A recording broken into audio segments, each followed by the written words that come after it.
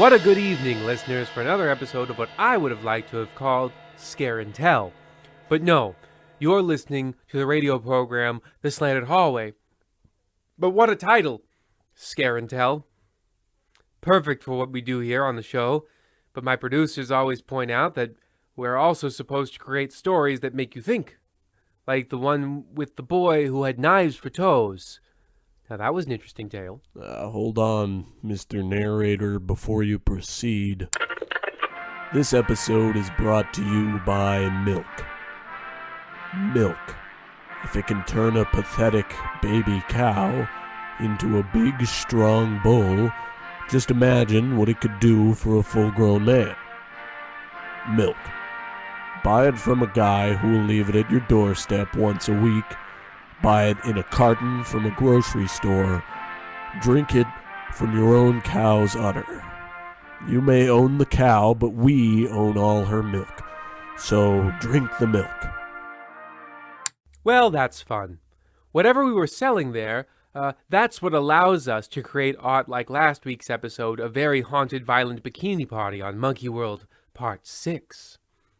Anyway, tonight's episode is a rehash of an idea I had about a dream that my nephew had about a world of cute talking cars. From what I heard, his mother beat him savagely for having such stupid, outlandish thoughts for an 8-year-old. But I had the hindsight to think there might be a salvageable story in that nonsense. A haunted car. Meet Mr. Michael Mann, an every young man type of person in pursuit of a new set of wheels after a recent automobile accident totaled his previous set of wheels, and also the car on top of them. Little does Michael know that this used car lot he's wandering onto is located right in the center of the slanted, hallway. The Slanted Hallway presents the Phantom Differential. Oh wait, there's another couple of pages here. Michael M. Mann, born December 27th, Capricorn, blood type O negative. It seems the writers this week were really just given far too much time to come up with just one story. I've got several maps and a whole autobiography on the lineage of man and all the different made-up languages they spoke. Let me grab my editor's stick so I can beat some sense into these novelists while the episode plays.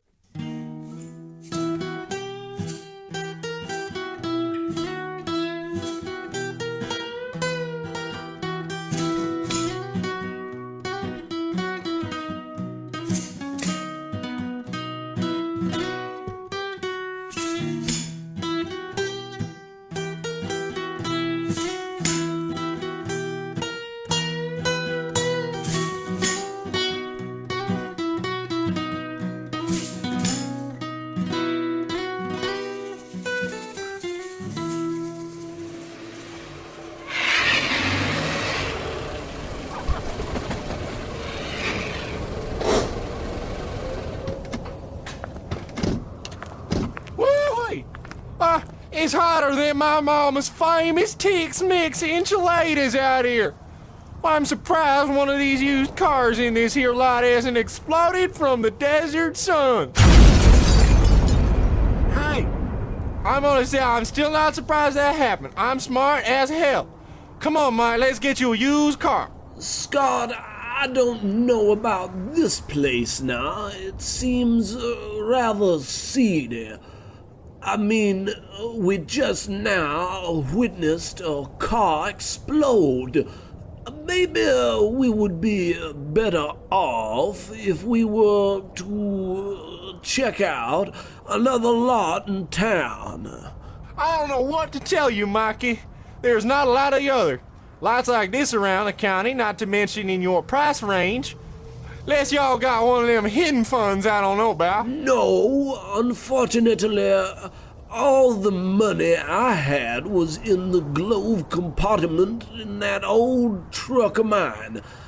My grandfather always said to never trust the banks, but Man, 600 big ones just gone up in flames like that automobile over there.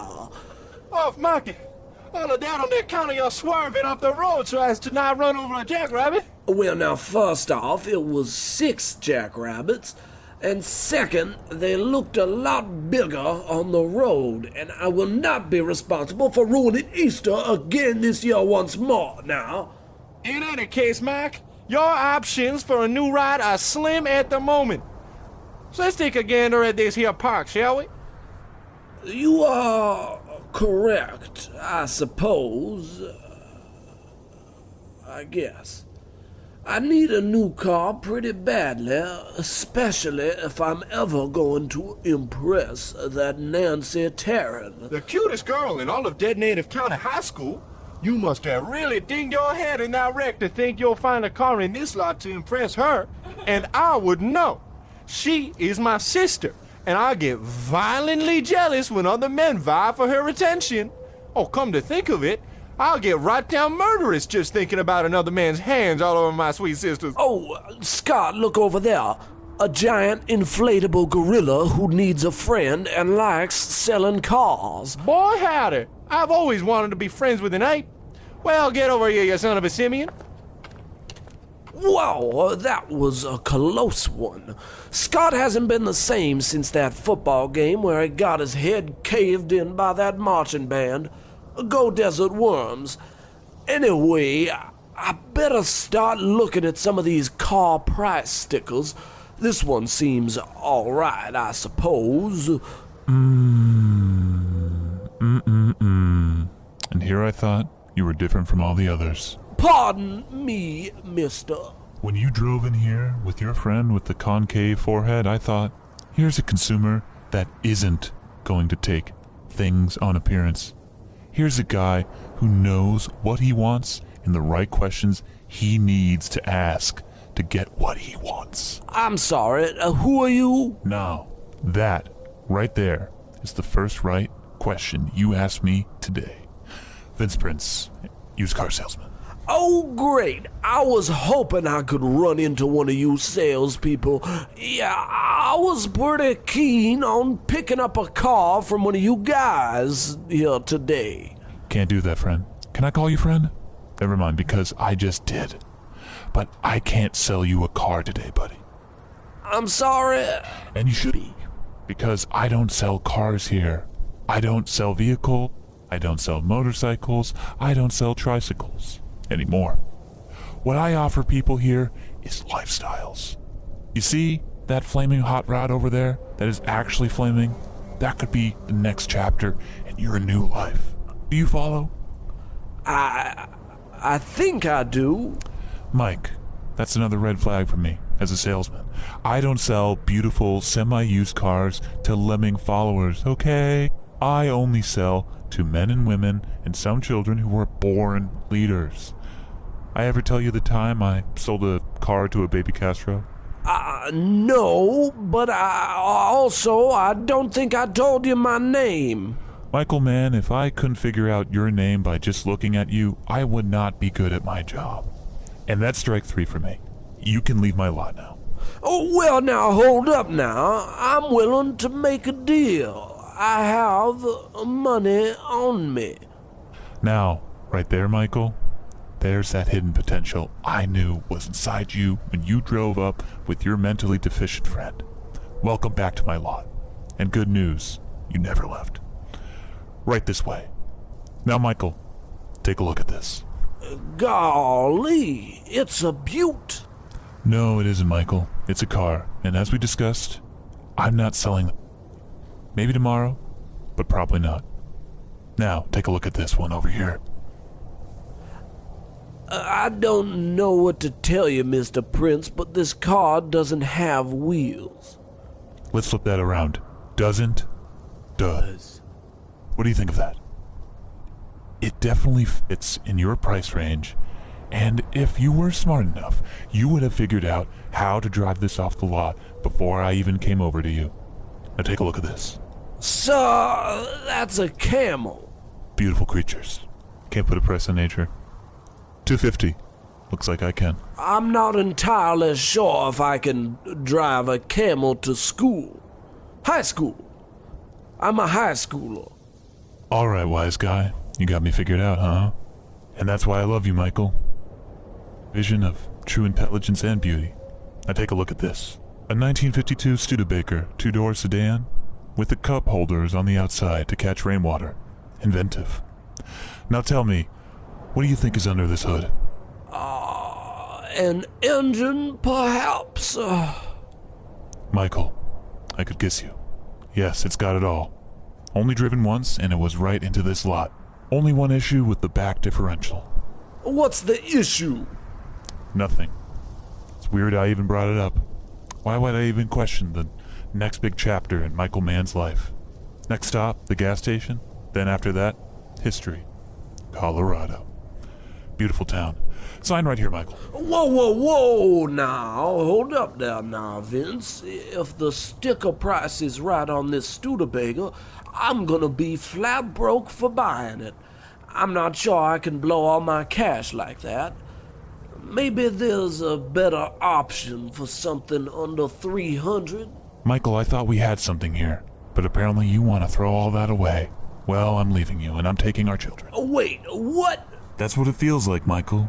You broke my heart, just like you broke Nancy's heart, when you didn't have the option to pick her up, to take her down to the malt shop, have a good time, never get married, never have children, never have a legacy. Just another dead man. But it doesn't have to be like that, Michael. You are in charge of your own fate, right now. And whatever happens after you sign these papers and hand me over that money, that's out of my hands. But for that one moment, you're the man in charge. Oh, for Nancy, I guess, against my better judgment, it is a beautiful car. And this is a beautiful decision. I knew you were a car man. Now sign here, and over here, and over there. On the back. Now don't read that. Or that. No. Now check that off. Without looking. Initial here. Now, this is a ceremonial dagger. It just needs a bit of blood. There. My God, look at you. Owner of a brand new used car. May with the grace of Jehovah be upon your beautiful face. And thank you, Mr. Prince, I guess.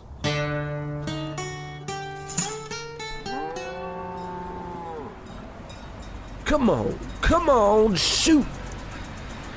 Oh, I should have known I couldn't have beaten the 4 p.m. cattle crossing. At this rate, Scott is going to get back to the malt shop before me. Well, it don't matter too much, I guess, now that I got these relatively new sweet wheels. I do wish the seats weren't digging into me like they are. Also, I wonder if this thing has some AC, maybe?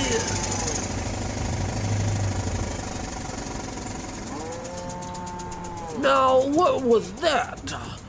Oh well, must be that differential that fella sort of warned me about. I really should have read through these car papers a little closer. Cherry! Now, what was that? I've never heard a differential make a noise quite like that.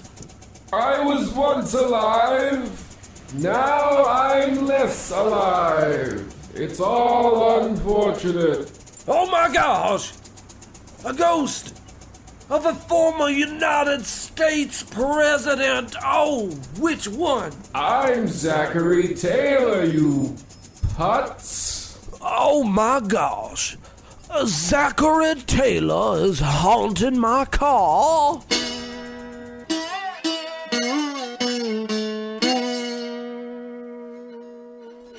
A mysterious salesman, a dead former president, a giant inflatable gorilla. Sounds like we're making the perfect Slanted Hallway stew for the ears. And what's that? Potatoes? No! It looks like a dash of intrigue has been peppered in. This all reminds me I haven't eaten dinner yet. No matter. Mother always said dinner wasn't important as long as you had one of these cigarettes to drag on, which I do. So long, Appetite. See you in the morning. You want to know what goes perfect with a cigarette, Mr. Narrator? Is a tall glass of milk. That's right, this episode is brought to you by milk. Drink milk warm at night and cold in the morning. Give your children more milk than water. Milk. Do you have some right now that we could do? Wasn't paying attention to that last ad. Thanks to Mommy's Little Helper, tobacco. Gives me second thoughts about beating the writer's staff once again for their insolence. But let us turn our attention once again to our young man as he faces the supernatural and, more importantly, a repair shop owner known as Clint.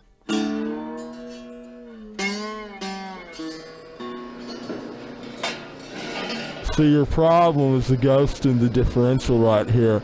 His ghost feet are tangled up in the spokes. See how they interlock? I was once a man in life.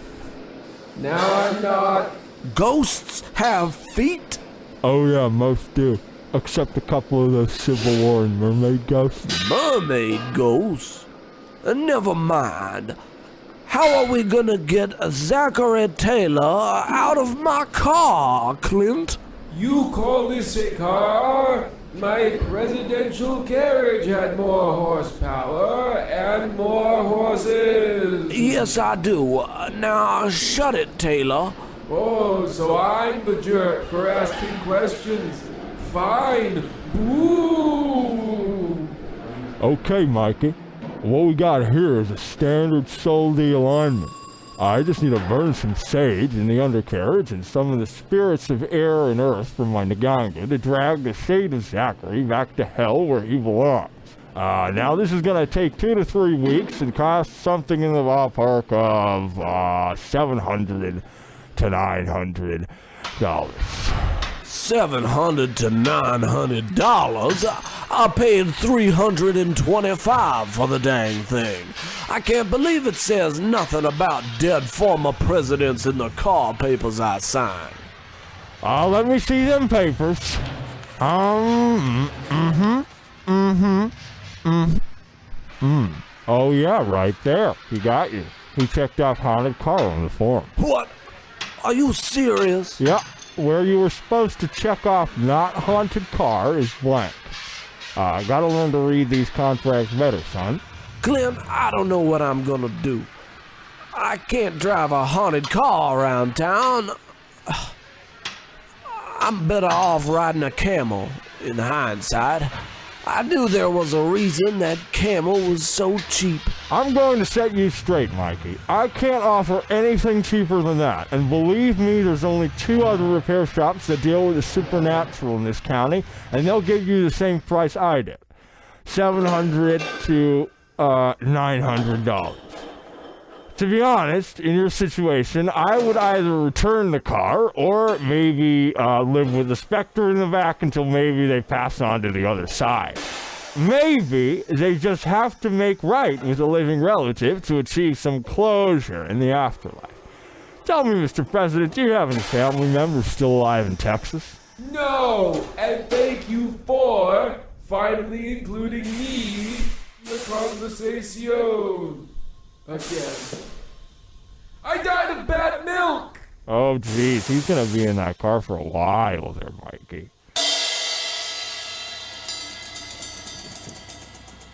Gosh, why didn't I read through all these papers? Former president soul bound. All eternity. No fumar. Dang, don't I just feel like the biggest dope alive? Oh, that must be nice being alive. Oh, wait, I can't do that anymore. I think. Jeez, will you cram it? All your constant presidential yapping is giving me a headache. And hey now, what's this? Why do I have car paint flaking off on my arms? What gives now? Did that Vince Prince scrimp on a new coat? Well, how to deal all down there? Well, if it isn't Ghost Commander, Boy Man, Michael Man. Oh, not now, Scott. I'm trying to figure out this thing I signed here. I can't make heads or tails of it. Also, what you just said made little to no sense, pal. Well, excuse me, Mikey, but word has gone round town about your paranormal predicament. You dummy. You always check off no haunted on your used car forms. Everybody knows that.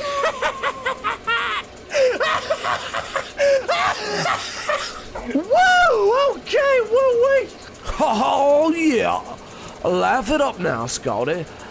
I will say this vehicle has given me the confidence to finally ask out your sister Nancy. And she don't seem that afraid of no ghost in my car. Oops. You ask my sister out? Why, I should kill you where you sit. But I can't risk hurting kin, Michael. You could be my new brother. In-law, hee-haw! I'm primed and wild, boy. Hey, let's celebrate. Have a race down to the Rio Grande. Winner gets to be the winner. Oh, hiddly. Oh, well, Scott, I don't know if that's the best idea. Hogwash. Sounds good to me, which means it sounds good to me. Besides, let's see what that Studebaker can actually do on these Texas country roads. Well, why not? Get ready to eat my dust, Scotty boy. But it's not dinner time until sundown, Mikey. Oh, wait, that's right. The race war we're having. Vroom, woo-wee.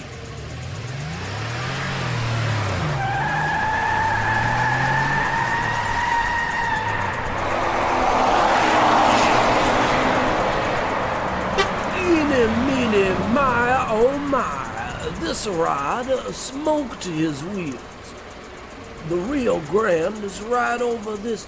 Hey, what gives? I cannot move the steering wheel, and we are pulling past Palo Alto and going off trail.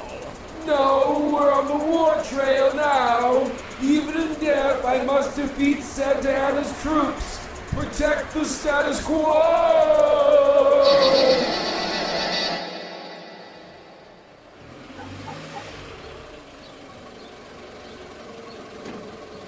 Michael, is that you? I almost didn't recognize you. I was worried you had forgotten about our picnic to Bleach Skull Desert Park. Howdy, Nancy.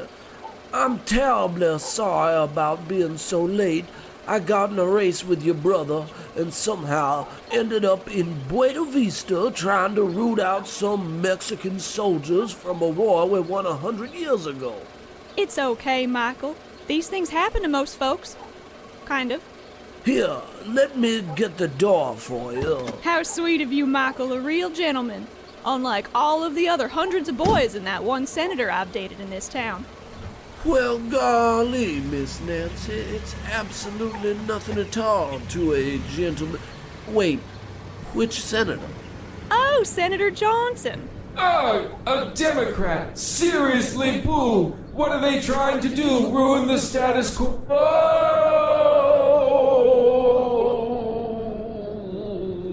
Now, what was that? Oh, I did not hear anything at all, Miss Nancy. It must have been an echo reflecting off of some swamp gas, which was making that noise. Michael, it's okay. I know what's going on. Everyone in town knows about you and your haunted mystery machine driving around solving mysteries with a talking dog. That last part I thought was just a rumor because I thought you were allergic to dogs. I am, but you mean you're not bothered by the ghost of Zachary Taylor? No, not at all, Michael. Most of my dead family members are ghosts, actually. Well, golly, come to think of it, so are most of mine. See, Michael, it's completely fine.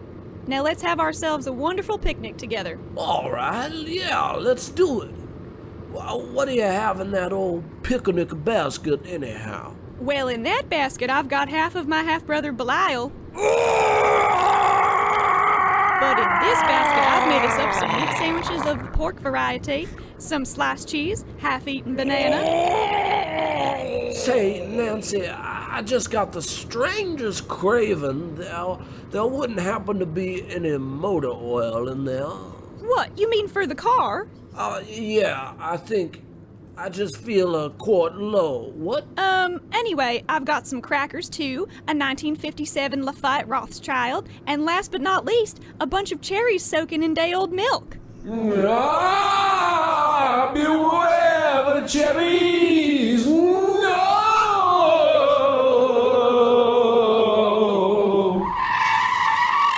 Stop it now, Zachary. You are ruining the mood. Michael, I'm scared. I now see the downside of a haunted car you can't control. It's okay, Nancy. I'll just pull over the car and give President Taylor a real talking to. Michael, are you okay? Gosh, Nancy, I'm not. Honestly, I was hoping that this was gonna work out how I imagined in my head, where I would sweep you off your feet romantically. I'm not sure if I've been sending you the right signals, even with all this haunted car nonsense. No, Michael, I see the signals. You can? Well, that's great. No, Michael, they're on your face. You've got turn signals growing out of your cheeks. Oh my gosh, you're right. My lips, they're turning into bumpers. My ears, they're turning into side mirrors. I've got an exhaust pipe coming out of my... Yes, we can see it, and it smells Worse than those cherries!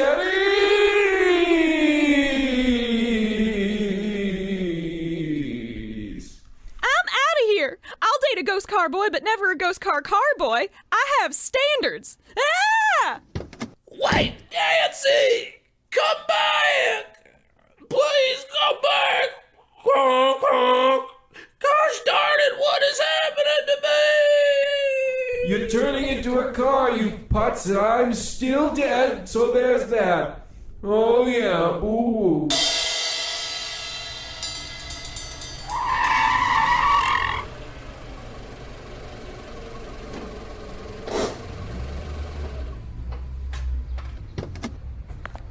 Ow! Oh, now shut up.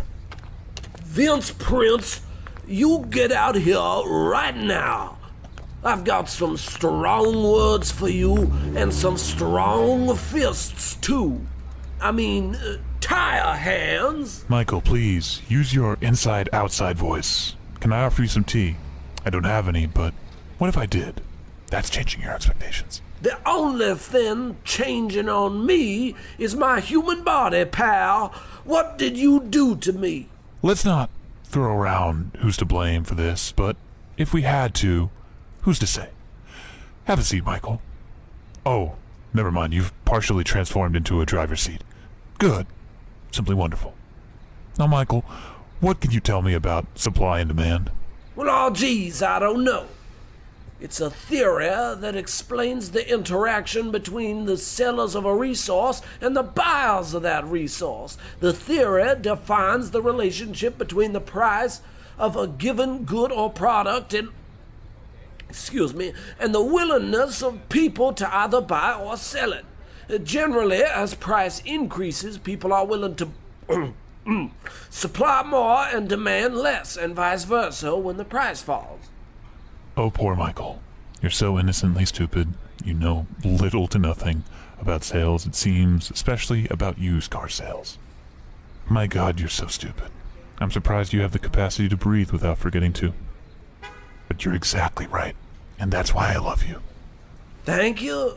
Enough of this. Why am I turning into a car, Vince? Michael, I've been over this 1,000,000 times with you, okay? Okay, bud? Are you okay? Probably not, because you're turning into a car, which is totally not your fault. Then again, you did sign these papers, Michael. What? Let me take a look at that. See there? Right there. The area of the form I told you not to read under the haunted car box. There's the cursed car box, which you checked off.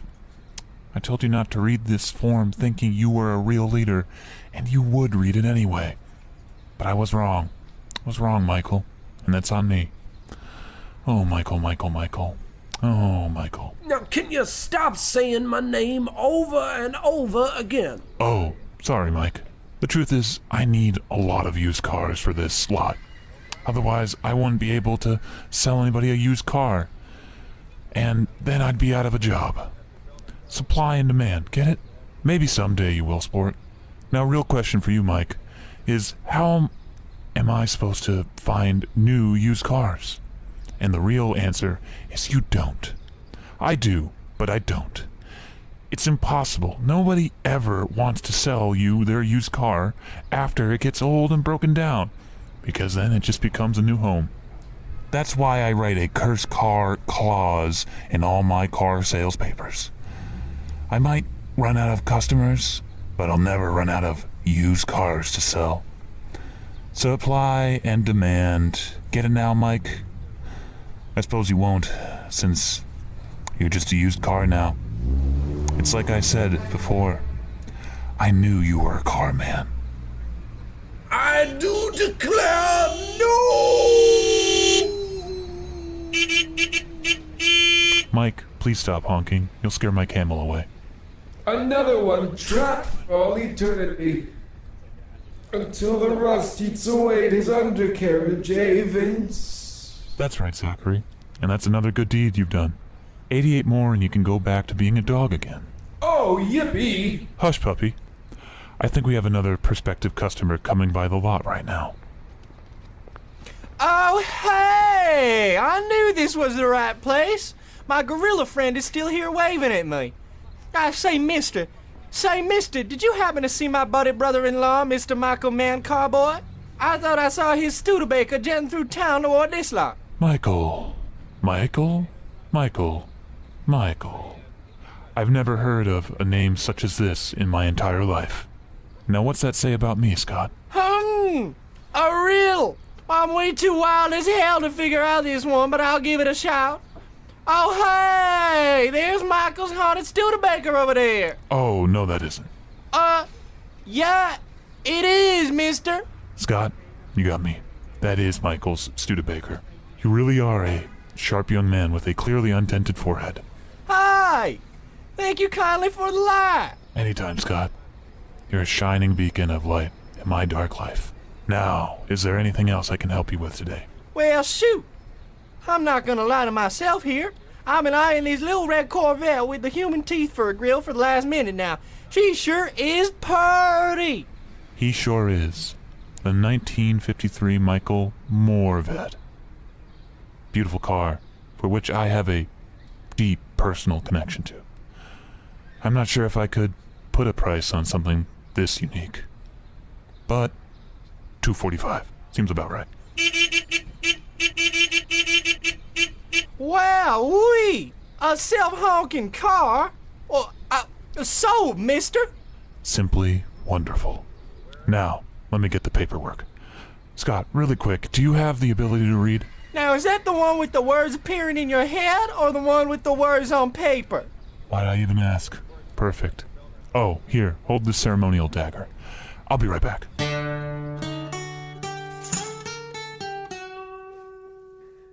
Another bone-chilling tale courtesy of the Slanted Hallway. I hope you all enjoyed that last story, listeners, because I didn't. Then again, I haven't enjoyed a lot of things since the war. Sometimes I just tune out the entire episode altogether as my vision fades and I see those hollow young men's skulls float up from the mud-soaked trenches of Verdun. All ghosts that will haunt my inky dark memories until my final painful breaths on this horrid dirtball floating in the black sea of meaningless pinpricks of light. Come back next week